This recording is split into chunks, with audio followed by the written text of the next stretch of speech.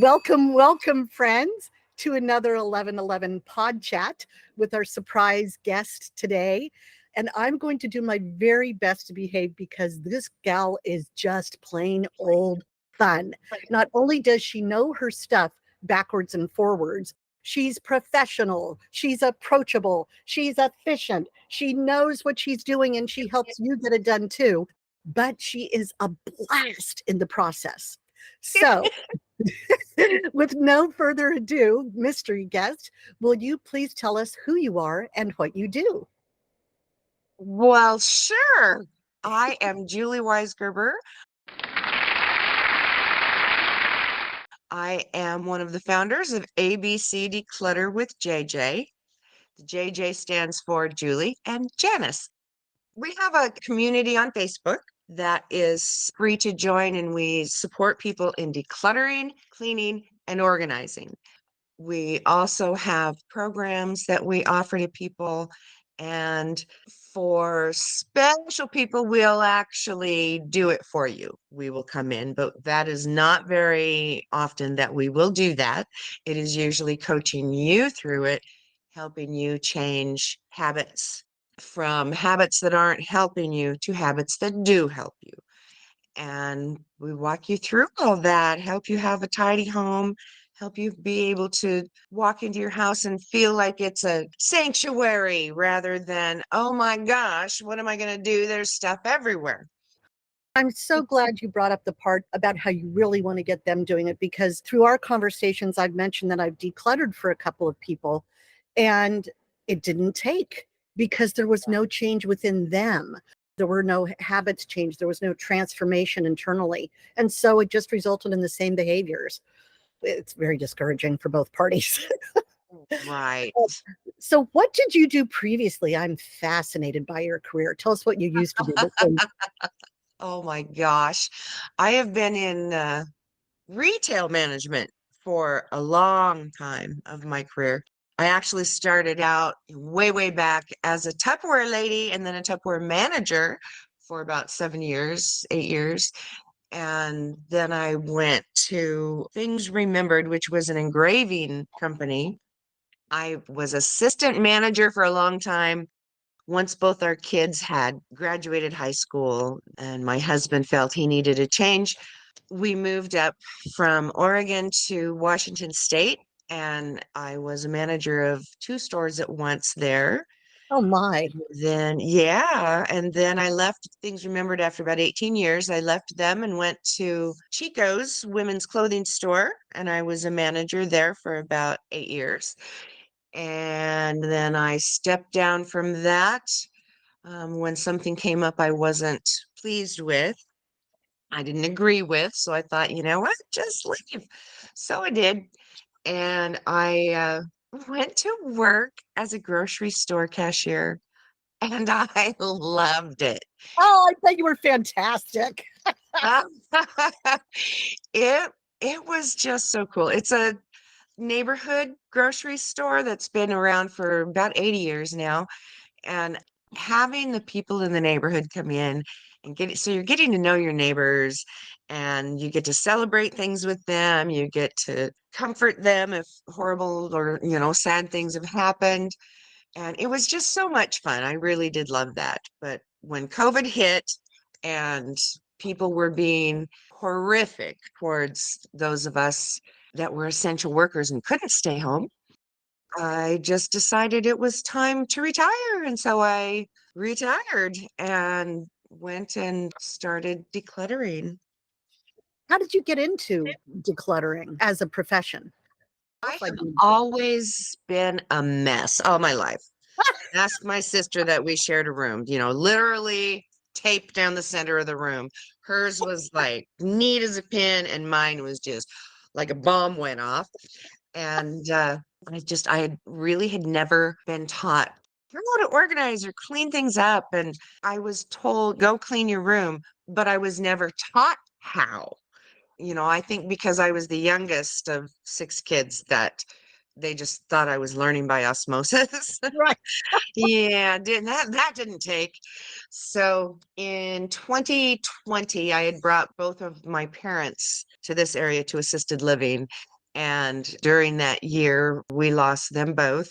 Oh, And after mom passed, then all of a sudden it was like I saw this little thing online about, oh, try this for 12 days or whatever. It's like one thing a day. And I realized how easy it was. So signed up for a course and started clearing through and cleaning out things. And I learned how easy it really was. And the thing that made the biggest impact on me was why I decluttered it in the first place. So once I discovered that, I was able to let go because it really had a lot to do with traumatic things in the past and all that kind of stuff. But right. once I realized that I was just hanging on to things, I could let them go. It was fabulous.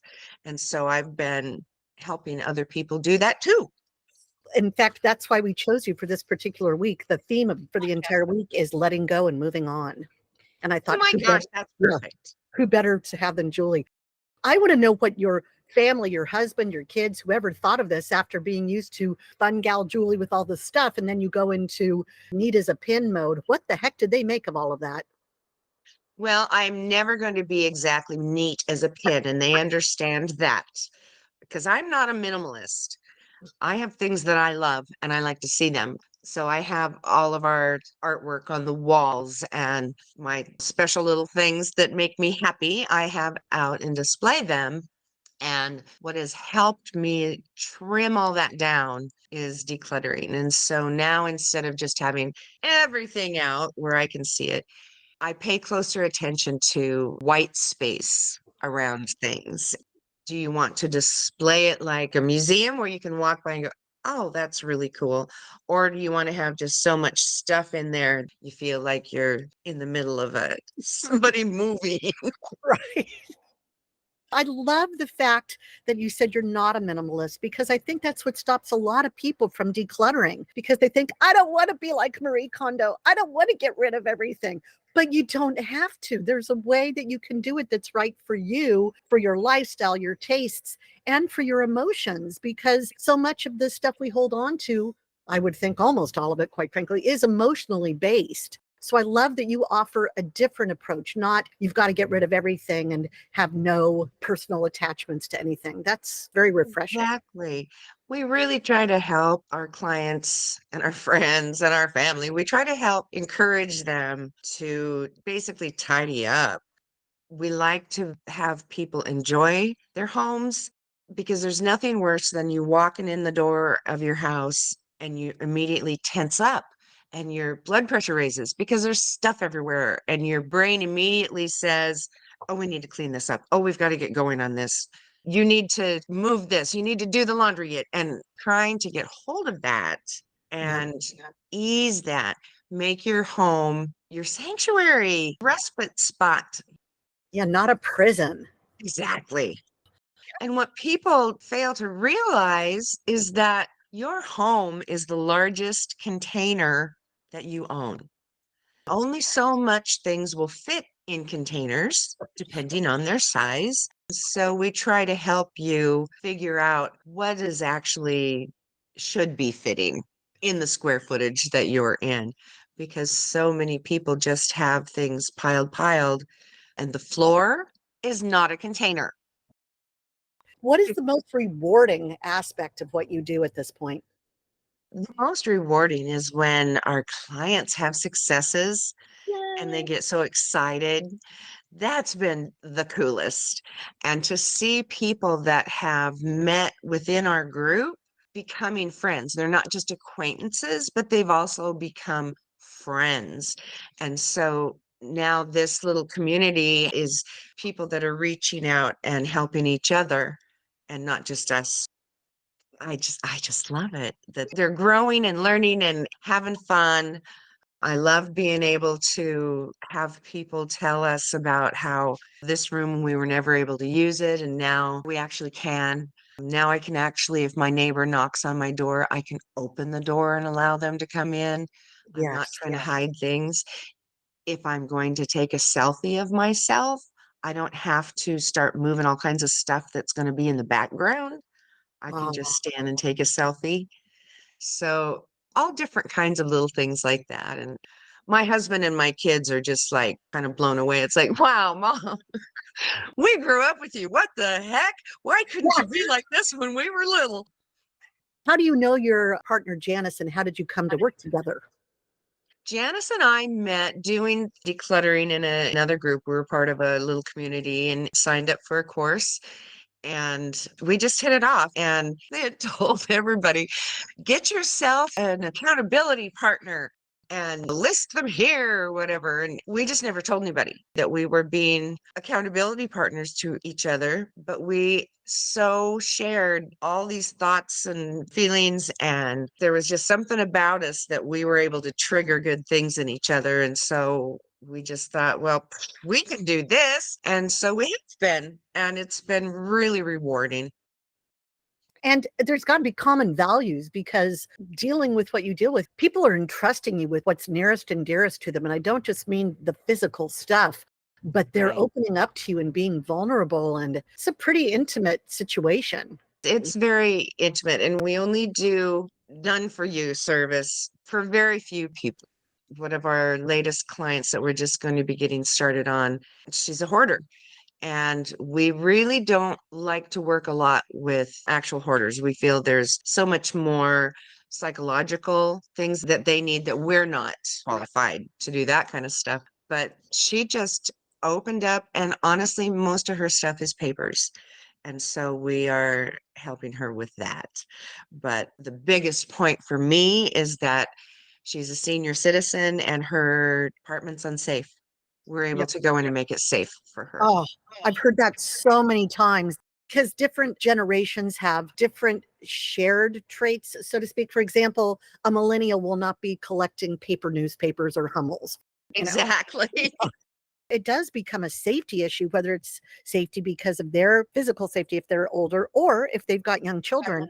That's something to take into account that it's not just about you. There are others that it can There affect. are others, absolutely, other people in the home, visitors. And one of the things that I ask people to look at when we're talking or interviewing them or whatever is, are you able to open the door and let the EMTs in if something was to happen?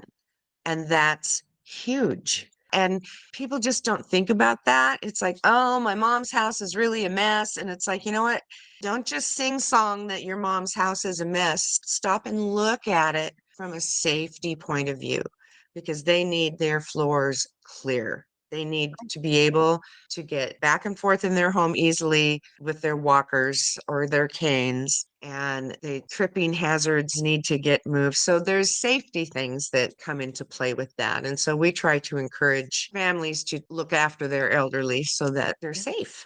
Safety first. Right. That's What surprised you the most about what you do? that I was able to do it. But you know what? That's fantastic. That's a great selling point to people to say, if I can do it, believe me, you can do it too. I think that's great. Absolutely. Yeah. And then Janice and I both have different backgrounds and different reasons why we do things. And so it really gives us a broader range of people that we can help. We are not minimalists, like I said, and you are the one who gets to make the decisions on what goes out. So that has been an epiphany for some of our clients. They think that, oh, if you get a declutterer, they're just going to start throwing things away. No, no. We will come in, we will help you sort, we'll help you organize, and we will teach you how to make those decisions of what to let go. And then we just keep supporting them. We have a monthly membership. We call it Zoom Away Doom. And Doom, I know, it's on Zoom. So that's where Zoom came from. And what Doom is didn't organize, only moved. Doom. So many times people will shove everything in a box because somebody's coming over. They'll shove it in a box and they'll shove it in a closet or a spare room or something, but then they don't go back to it and empty it out. That's And doom. it's a doom box. There's also, of course, your doom chair in the bedroom. I think all of us have one of those. So we help people figure out how to actually do that. And we use different techniques and methods and strategies to make it easier for you. We give it to you in step by step. This is how you do it. We have a little 6-step how to declutter anything.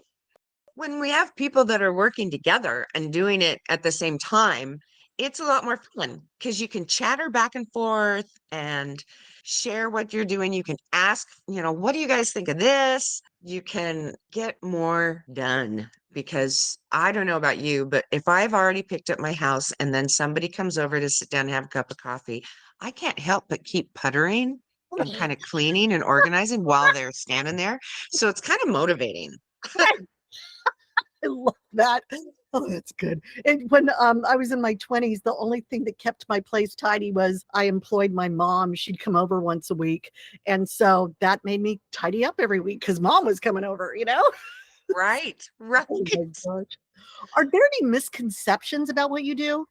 Well, I think you probably said one about the feeling people think that they don't have much say. Would that be one?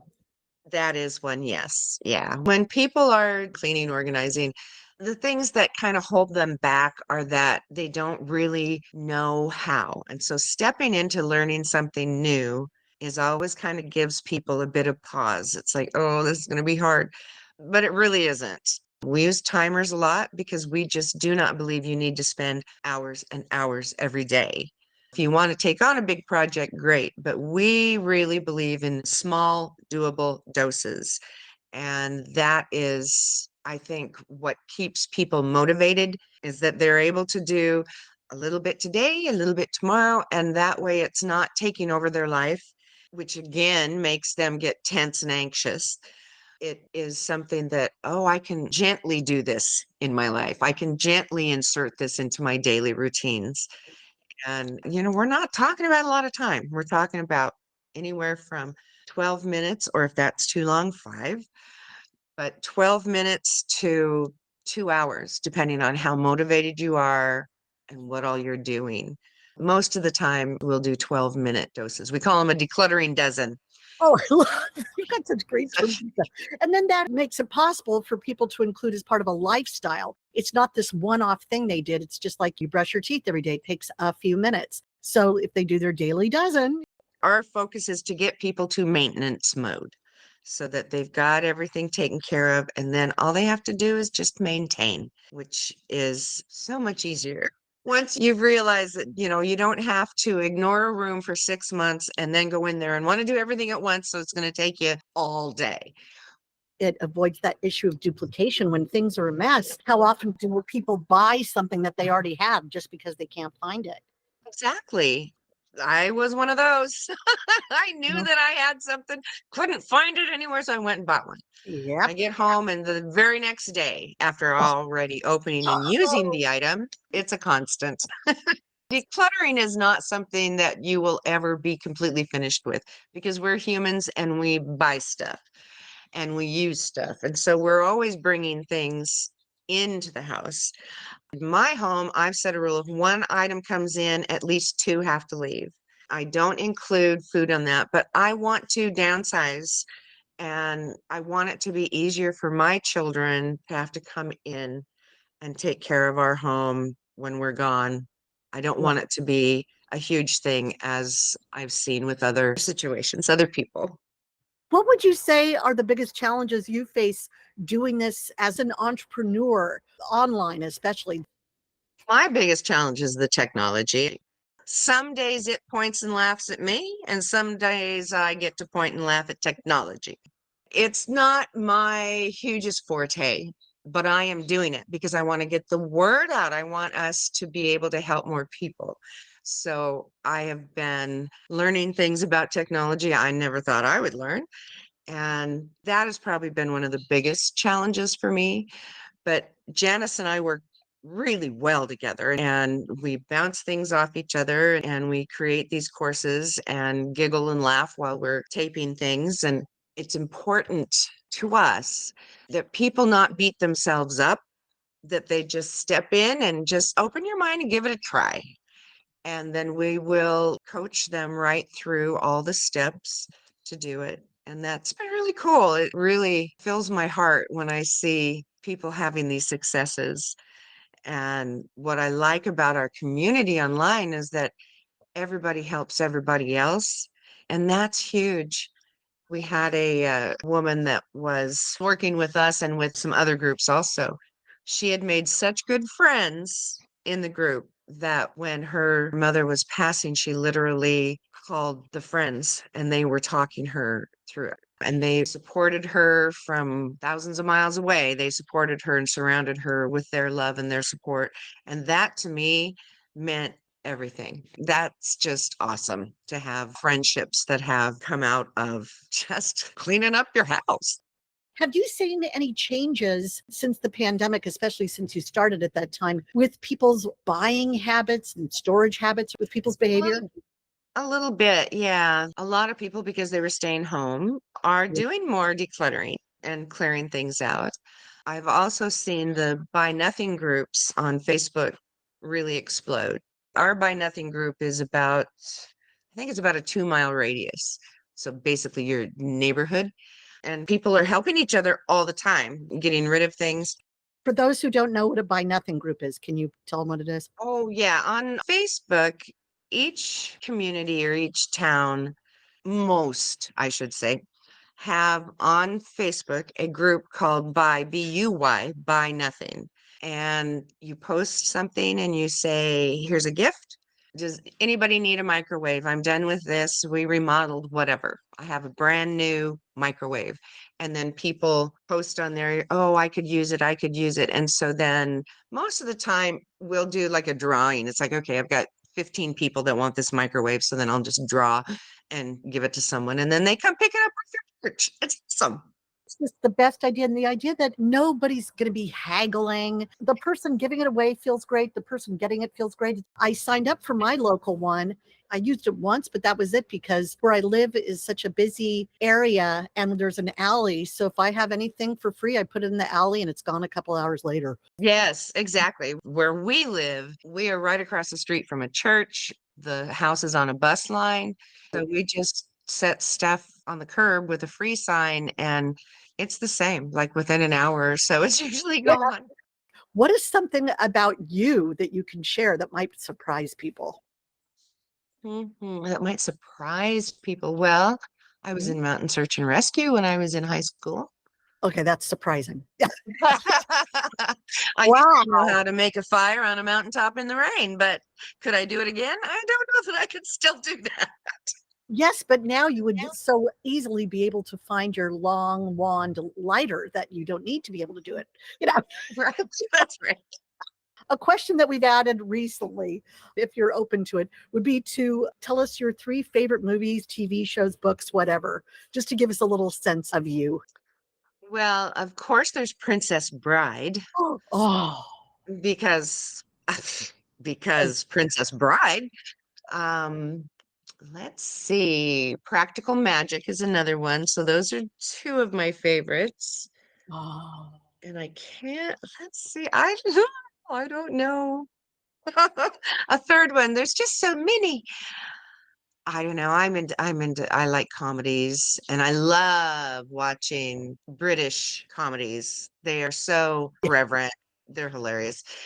And mysteries, murder mystery kind of things, like Agatha Christie and all that. A third movie, I don't know. One of my favorite books of all time is called Mrs. Mike. It is fabulous story about young, I think her name was Catherine Flanagan. It's back in the 1800s somewhere.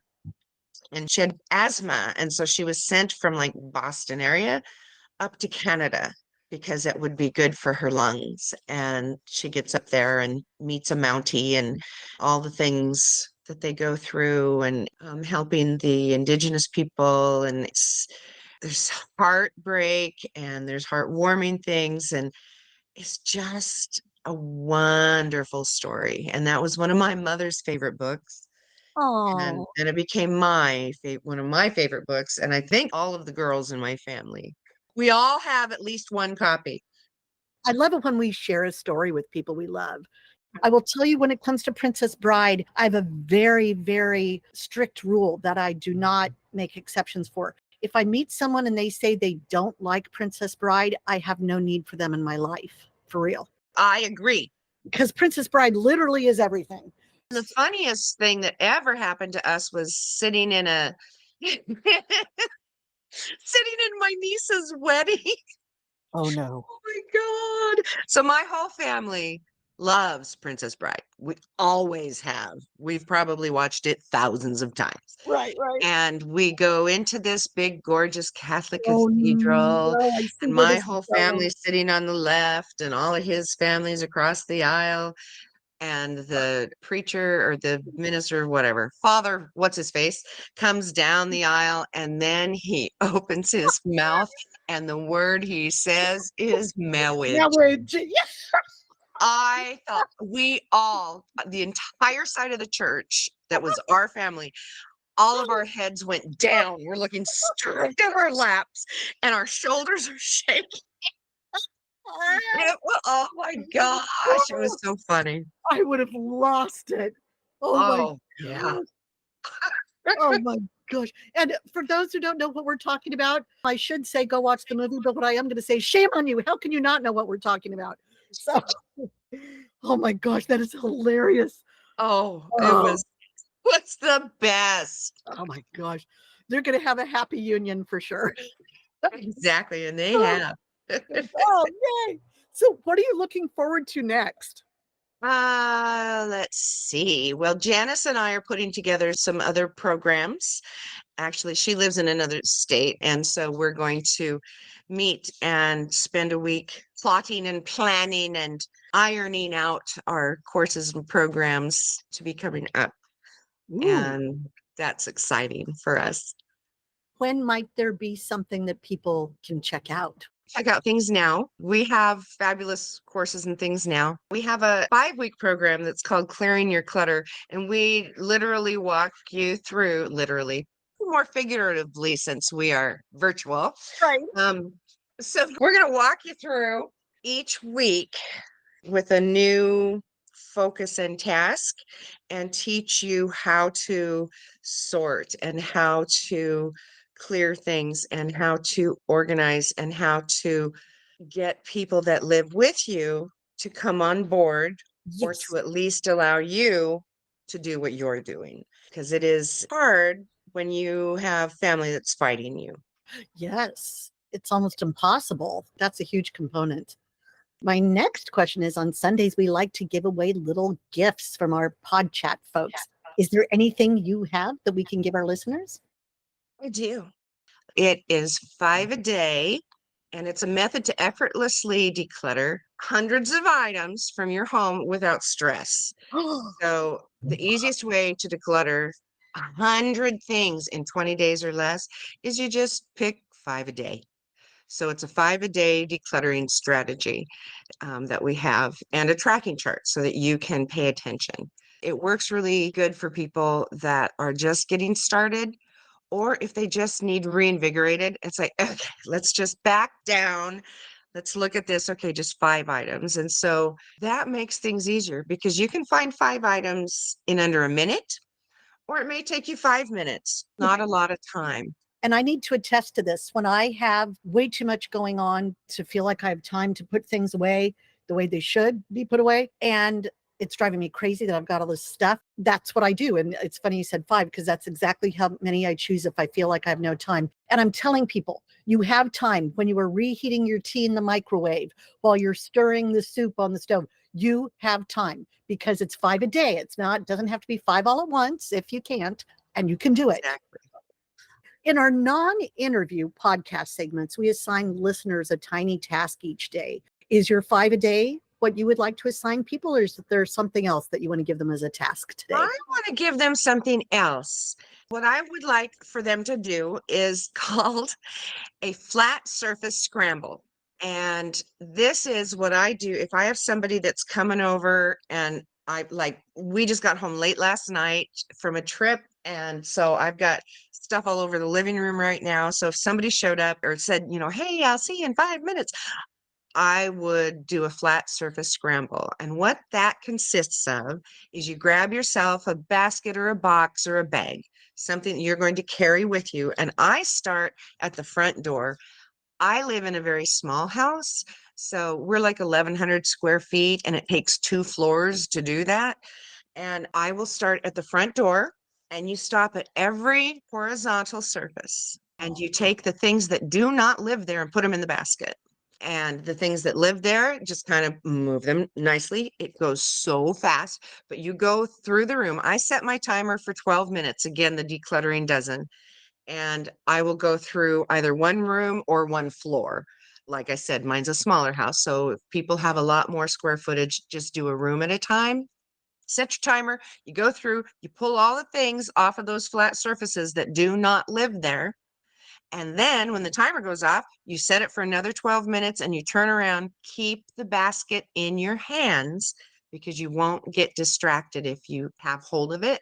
Put those items away. And so you either put them away or you decide, I don't even need this, or this is trash. Here's somebody's empty pop can. That's garbage. That's easy. Here is the remote for the heater that's upstairs. So you go back up and put that away. So basically, in 24 minutes, you can have everything cleared and put away, and then you're done. And a lot of times, if it's a smaller house or there's just not a lot of things on those flat surfaces, which are basically, those are called hotspots. You've got a horizontal surface that collects stuff. You walk in the house, you set your keys down. Do they really belong there, or do you have a hook for them? So it's just kind of retraining yourself, but it goes really fast and it can be fun because if you have children, you can hand them a basket and have them do it in their room, or they can help you in the family room. And let's have a 5-minute race. How Oh, many things can you get in the basket? I So love that. That is yeah. super helpful. The whole premise of it is great. Oh, love it, love it, love it. Is there any advice that you would give someone who is really on the fence about decluttering or they don't know where to start? That is people's biggest challenge, hurdle, I should say, knowing where to start. It is going to be different for everyone. And they don't have to be like Marie Kondo. You do not have to empty everything out onto the floor and then go through it. Some people most people need to have successes as they go. So a lot of times we will have people start with one drawer, like go to your silverware drawer in your kitchen, set your timer and see, can you do the whole thing while the timer is still going? And most of the time, people will find that they actually beat the timer. But knowing where to start has to do with what is bugging you the most. You have one spot in your house that is just always a mess in that corner. Start there, or start opposite of that and work your way to it. If you think it's going to be too much, don't do it. You want to be able to go in. You have your start, you have your necessary middle, and then you have your finish. And you're always going to have a bit of a mess. It's like, oh, I made it worse. No, you didn't. You're just not done yet. The necessary middle is going to happen to everyone, and then you get it finished. But it's so much simpler when you know what you're doing. Well, and I And would like to offer a suggestion where they would start. I think they should start by contacting you. You can really streamline the process for people, I would think. well, we can, and we can help them figure out because a lot of times they know where they want to start, but they're uncertain. They just need that support to tell Yep. them, yes, you can start on your bathroom, wherever it is that you feel you want done that is bothering you. So that's been really cool to be able to help people go in and clean up and organize and get rid of stuff and find things. It's amazing how many people have found glasses they thought were lost Right. forever. And there's one thing that I have enjoyed most about what you've talked about. I have very strong feelings about how important I think what you're doing is and how I think it could totally take off. And I'll probably be bugging you with more conversations about that. But for now, the thing I like the best is this idea of doing it together. That to me is where the power is, that you're not by yourself. You're not an island. You've got the support right now. It's virtual, or if you start doing things in person, but knowing that there are people to either cheer you on, hold your hand, give you a push if you need it. But Right. because this is such a personal evolution, and because, as we mentioned, it's such an intimate thing that deals with their emotions and their values and their self-esteem, and there's so much to it, that this idea of having people who love you, that might have started out as strangers but become friends, but without that judgment because they're going through the same thing, that's priceless, I believe. It really is. We have people that they're just amazing, and they reach out to the other people in the community. If somebody does something, then they'll start giving them ideas. They're supporting them, they applaud them, and it really does help. And I think that's one of the things that I love the most, is seeing those friendships that form, and how if somebody gets on there and they're frustrated and this happened or that happened, and the other community members just surround them and care for them and help them through it. And it's fabulous. It's not just we're going to come in and clean out your house. It's about, let's take control of our home and keep the things that you want. Just because somebody else says you need to get rid of something does not mean you need to get rid of something. People will let go of things when they are ready to. For some people, like for me, when my mother passed, we had done everything, and it was one of those no regrets kind of time. But I started letting go of some things, and I realized that most things really just were little kind of reminders Right. of relationship we used to have, but I didn't need that anymore because I do have my memories, and it was much easier. But then my parents didn't have a lot of stuff when they passed. We got rid of a lot of stuff of theirs right before they passed. Made it much easier at the end. It's always turned back to my mother. I just loved her. Oh, I love hearing that.